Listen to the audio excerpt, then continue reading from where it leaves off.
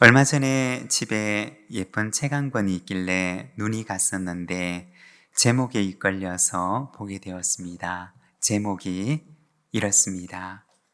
나도 꽃인데 나만 그걸 몰랐네. 제목이 참 좋습니다. 나도 꽃인데 나만 그걸 모르고 살았다는 것입니다. 이 책 가운데 꽃을 피우자라는 시가 있습니다. 그 시를 제가 한번 읽어드리겠습니다. 꽃을 피우자. 봄이 오니 화를 냈던 일 부끄러워진다. 슬퍼했던 일 미안해진다. 꽃이 피니 미워했던 일 뉘우쳐진다. 짜증냈던 일 속상해진다. 나도 분명 꽃인데 나만 그걸 몰랐던 거다. 봄이다. 이제 너도 꽃을 피워라. 꽃을 피우자라는 시입니다. 봄이 오면 얼어붙었던 땅들이 풀리고 검은 땅에 풀들이 돋아납니다. 풀들에 그리고 나무에는 꽃들이 피게 됩니다. 꽃은 마치 선물과 같은 것입니다. 땅에 주는 선물이고 모든 생명들에게 창조주가 주는 선물입니다. 사람뿐만 아니라 생명을 가진 모든 이들의 마음속에 봄의 생명과 선물을 안겨다 줍니다. 봄에 피어나는 꽃들을 보게 되면 어두웠던 마음들은 밝아집니다. 그리고 우울했던 마음에도 희망이 피어납니다. 선물 같은 기쁨과 소망이 솟아나게 됩니다. 하나님께서는 우리를 세상의 봄꽃 같은 존재로 보내셨습니다. 꽃 같은 우리들을 보면서 위로와 기쁨과 소망을 얻으라고 하나님께서는 선물처럼 우리를 세상에 보내셨습니다. 봄이 오면 풀들은 그리고 나무들은 선물 같은 꽃들을 피우는데 꽃 같은 우리들도 환한 웃음과 미소로 누군가에게 위로와 기쁨이 되는 이가 되시기를 바랍니다. 우리 좌우에 계신 분들과 함께 이렇게 인사를 해보겠습니다. 당신을 보니 꽃을 보는 것 같습니다. 같이 한번 인사하겠습니다. 당신을 보니 꽃을 보는 것 같습니다. 네, 어떤가요? 옆에 분들이 꽃을 보는 것처럼 여겨지시나요? 하나님께서 세상으로 보내신 우리는 꽃과 같은 존재들입니다. 꽃과 같은 이 세상에 선물로 살아가는 저와 여러분의 삶이 되시기를 바랍니다. 오늘 우리가 읽은 고린도전서 12장에 보면 그리스도의 몸으로 부름을 받은 성도들에 대해서 이야기를 합니다. 그리스도의 몸으로 부름을 받았지만 그것을 알지 못하고 살아가는 고린도 교회 성도들을 향한 당부와 부탁의 말씀이 바로 오늘 말씀 속에 들어 있습니다. 고린도 교회는 바울이 2차 전도 여행을 통해서 복음을 전하고 개척을 해서 설립한 교회입니다. 사도행전 18장에 보게 되면 바울이 고린도에서 복음을 전할 때의 모습이 기록되어 있습니다. 사도행전 18장 9절에서 11절에 보면 이렇게 말씀을 합니다. 밤에 주께서 환상 가운데 바울에게 말씀하시되 두려워하지 말며 침묵하지 말고 말하라. 내가 너와 함께 있음에 어떤 사람도 너를 대적하여 해롭게 할 자가 없을 것이니 이는 이 성중에 내 백성이 많음이라 하시더라. 1년 6개월을 머물며 그들 가운데서 하나님의 말씀을 가르치니라. 바울이 고린도 지역에 들어갔을 때 주님께서 환상 중에 바울에게 나타나셔서 말씀하셨습니다. 두려워하지 말며 침묵하지 말고 말하라. 이 성중에 내 백성이 많음이라. 그리고 바울은 그곳에서 1년 6개월 동안 머물면서 복음을 전하게 됩니다. 핍박도 많았지만 또 그곳에 열매도 많았습니다. 어려움도 많았지만 하나님의 말씀이 있었기 때문에 그는 그 어떤 지역에서보다 확신 있게 그곳에서 복음을 전하게 됩니다. 바울이 고린도 교회에 보낸 편지를 보게 되면 핍박도 고난도 많았지만 또한 하나님의 선물도 그곳에 가득했던 것을 보게 됩니다. 온갖 은사들을 하나님께서는 그곳에 넘치도록 부어주셨던 것입니다. 그곳이 바로 고린도 교회였던 것입니다. 그런데 이곳에 문제가 생겨나게 됩니다. 넘치는 하나님의 은혜와 선물들 사이에서 교만과 미움과 분열과 갈등들이 독버섯처럼 자라고 있었던 것입니다. 복음을 들었지만 복음을 살아내지는 못하고 있었던 것입니다. 들었던 그 복음을 가지고서 그들의 마음은 교만해졌고 복음이 지식에만 머물고 삶이 되지 못하여서 암과 삶에 괴리가 일어나고 있었던 것입니다.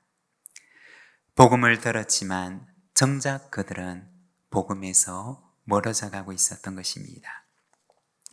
이러한 고린도 교회 성도들에게 바울은 편지를 적어서 권면하게 됩니다. 여러분은 그리스도의 몸입니다. 오늘 우리가 읽은 고린도전서 12장에서는 그리스도의 몸이 어떻게 존재하는지 그리스도의 몸의 원리에 대해서 말씀을 합니다. 그리스도의 몸의 원리는 먼저 첫 번째로 약함으로 귀하게 입니다. 22절과 23절의 말씀을 우리가 함께 봉독하겠습니다. 그뿐 아니라 더 약하게 보이는 몸의 지체가 도리어 요긴하고 우리가 몸에 덜 귀히 여기는 그것들을 더욱 귀한 것들로 입혀주며 우리의 아름답지 못한 지체는 더욱 아름다운 것을 얻느니라 그런즉. 그리스도의 몸의 첫 번째 원리는 귀하다는 것입니다. 귀하다. 우리 몸의 지체 가운데 어느 것 하나 귀하지 않은 것이 없다는 것입니다. 올해 초에 저는 오른쪽 어깨에 50견이 와서 시술을 받았던 적이 있었습니다. 그 전부터 불편함이 있어서 2년 정도 치료를 했는데 호전이 되지 않고 올해 초에는 증상이 심하게 되었습니다. 어깨가 굳어버려서 30도 이상 어깨가 올라가지를 않았습니다. 팔을 올려서 옷걸이에 옷을 걸 수도 없었고 특히 옷을 입을 때는 여간 불편한 것이 아니었습니다. 하는 수 없이 의사 선생님의 권유를 따라서 시술을 하게 되었습니다. 붙어있던 어깨를 강제로 뜯어내는 시술이었습니다. 시술을 하고 며칠 동안에는 오른팔로 숟가락을 들기도 힘이 들었습니다. 한쪽 손을 아예 사용할 수가 없었던 것이었습니다. 며칠 동안이었지만 마치 한쪽이 없는 손과 같았습니다. 그때 두 손이 있다는 것이 얼마나 귀중한가 라는 생각을 하게 되었습니다. 두 손으로 비벼서 비누에 거품을 낼 수도 없었고 세수를 할 때 그리고 머리를 감을 때도 한 손으로 하는 것이 얼마나 불편하게 여겨졌는지 모릅니다. 그전에는 전혀 생각도 못했었는데 병에 뚜껑을 돌려서 여는 것도 두 손이 있어야지만이 할 수가 있는 것이구나 라는 생각을 하게 되었습니다. 정말 잠깐이었지만 두 손이 있다는 것이 얼마나 고마운 일인가 라는 생각을 하게 되었습니다. 그런데 그렇게 평생 편리함과 자유를 주었던 어깨에 저는 한 번도 고마워하고 또 그것을 귀하게 여겨본 일이 없었습니다. 그냥 당연한 것인 줄로만 알고 자유롭게 움직일 수 있는 어깨라고 하는 존재를 잊고 살았던 것입니다. 작은 하나의 예이지만 우리 몸을 이루는 지체 가운데 그 전에는 존재조차 모르고 살았던 신체의 일부에 작은 문제가 생겨나게 될 때 이것이 그동안 얼마나 귀중했는지를 우리는 비로소 알게 되는 것입니다. 돌아보면 우리의 몸을 이루는 지체 가운데 어느 것 하나 귀하지 않은 것은 없다는 것입니다. 때로는 멋있어 보이는 지체도 있고, 그러나 반면에 약하고 상대적으로 보잘것없어 보이는 지체도 있습니다. 그런데 사실은 모두가 귀한 지체라는 것입니다. 15절과 16절 말씀을 보면 이렇게 말합니다. 만일 발이 이르되 나는 손이 아니니 몸에 붙지 아니하였다 할지라도 이로써 몸에 붙지 아니한 것이 아니요 또 귀가 이르되 나는 눈이 아니니 몸에 붙지 아니하였다 할지라도 이로써 몸에 붙지 아니한 것이 아니니. 여기 보면 발이 손에게 말합니다. 나는 손이 아니니 몸에 붙지 아니하였다고 합니다. 그리고 귀가 눈에게 말합니다. 나는 눈이 아니니 몸에 붙지 아니하였다. 무슨 말일까요? 손에 비해서 발이, 눈에 비해서 귀가 덜 귀중한 것처럼 여겨졌다는 것입니다. 나는 눈도 아니고 나는 손도 아니니 나는 몸이 아니라고 생각을 하게 되었던 것입니다. 그런데 여러분, 만일에 귀가 없고 발이 없다면 어떻게 될까요? 손이 있고 눈이 있지만 귀가 없고 발이 없다면 어떻게 될까요? 손이 발의 역할을 대신해 줄 수가 있을까요? 눈이 귀의 역할을 대신해 줄 수가 있을까요? 손은 발의 역할을 대신해 줄 수가 없고 눈은 귀의 역할을 대신해 줄 수가 없는 것입니다. 눈도 소중하지만 귀도 소중한 것입니다. 손도 소중하지만 발도 소중한 것입니다. 우리의 지체 가운데 그 어느 것 하나 소중하지 않은 지체가 없다는 것입니다. 여러분, 우리가 이렇게 한번 고백을 하겠습니다. 나는 귀하다. 우리 같이 해보겠습니다. 나는 귀하다. 그리고 이렇게 또 한번 하겠습니다. 당신도 귀합니다. 당신도 귀합니다. 여러분, 그렇습니다. 나도 귀하고 그리고 당신도 귀한 것입니다. 우리는 모두가 다 그리스도의 몸을 이루는 귀한 지체인 것입니다. 그리고 두 번째, 몸을 이루는 원리는 부족함으로 서로 돌보게입니다. 24절과 25절의 말씀을 우리가 함께 봉독하겠습니다. 우리의 아름다운 지체는 그럴 필요가 없느니라. 오직 하나님이 몸을 고르게 하여 부족한 지체에게 귀중함을 더하사 몸 가운데서 분쟁이 없고 오직 여러 지체가 서로 같이 돌보게 하셨느니라. 아멘. 여기 보면 몸에 대해서 말씀을 합니다. 몸을 고르게 하여 부족한 지체에게 귀중함을 더하사 여러 지체가 서로 같이 돌보게 하셨느니라 고 말씀을 합니다. 예전에 참 힘들고 또 놀랐던 경험이 있습니다. 부친에게 뇌경색이 왔었던 적이 있었습니다. 그렇게 건음하고 총명했던 부친께서 하루아침에 어린아이가 되신 것입니다. 병원에 가서 검사를 해보니 심장에서 뇌로 올라가는 두 개의 큰 동맥이 있는데 경동맥 두 개 가운데 하나는 완전히 막혀버렸고 그리고 남은 하나는 3분의 1이 남아있다고 하시는 말씀이었습니다. 그런데 한쪽이 막히기 전까지 아무런 증상이 일어나지 않았습니다. 그 이유는 오랜 기간 동안 서서히 막혀갔는데 한쪽에서 줄어들고 있었던 그 혈류를 반대쪽 혈관이 보상을 해주고 있었다는 의사 선생님의 말씀이었습니다. 한쪽이 완전히 막혀버리기 전까지, 그래서 혈류가 끊어지기 전까지 반대쪽 혈관이 그 부족한 혈류를 보충하기 위해서 혈관이 다른 쪽으로 자라났던 것입니다. 그래서 그 부족한 혈류를 보충해주고 있었던 것입니다. 그래서 완전히 막히기 전까지 아무런 문제를 모르고 살았던 것입니다.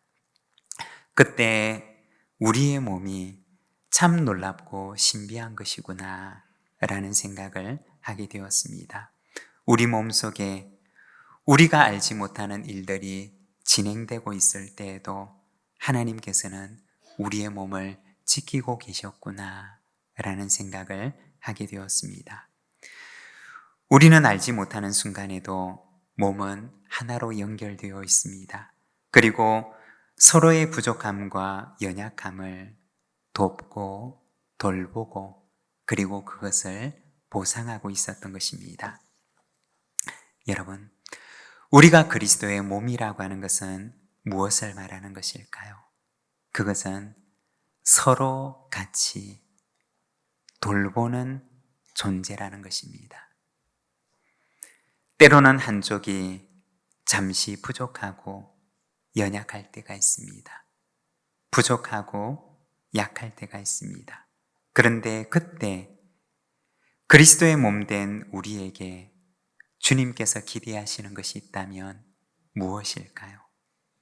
그 약한 지체를, 그 부족한 지체를 서로 돌보며 도우며 보상하는 존재가 되기를 원하시는 것입니다. 그리고 그렇게 할 때 우리의 몸이 건강하게 생명력을 회복할 수가 있는 것입니다. 여러분, 몸의 원리는 서로 같이 돌보는 것입니다. 그리고 함께 회복하여 강건한 몸을 이루는 것입니다. 여러분, 봄이 오면 서로를 향해서 우리가 위로의 꽃을 피우며 살아갑시다. 격려의 꽃을 피웁시다. 이해의 꽃을 피웁시다. 그리고 돌봄의 꽃을 피웁시다. 그래서 봄 같은 그리스도의 계절이 우리의 삶 속에 오도록 합시다. 그 한 사람이 있는 곳에 하나님의 선물들이 가득하게 될 줄로 믿습니다. 말씀을 마무리합니다. 고린도전서는 우리에게 너희는 그리스도의 몸이라고 말씀을 하십니다. 약함으로 귀하게 여깁시다. 부족하기 때문에 서로 돌보며 살아갑시다. 그리고 모든 이들을 대할 때 마치 그리스도를 대하듯이 대합시다. 에베소서 6장 7절에 보면 기쁜 마음으로 섬기기를 주께 하듯 하고 라고 말씀을 하십니다. 여러분, 우리 모두가 그리스도의 몸이라는 사실을 알고 서로를 대할 때 주님께 하듯이 대하며 그리스도의 몸을 세워가는 우리 부산진교회의 모든 믿음의 가족들이 되시기를 바랍니다. 오늘 우리에게 주신 말씀을 생각하며 이 시간 함께 기도할 때 주님, 부족한 우리를 그리스도의 몸으로 삼아주시니 감사합니다. 약한 우리를 귀하게 여기시니 감사합니다. 주님께서 나를 귀하게 여기셨으니 나도 내 형제를, 내 자매를 귀하게 여기며 살아가게 하옵소서. 우리 시간 함께 기도하며 나가겠습니다.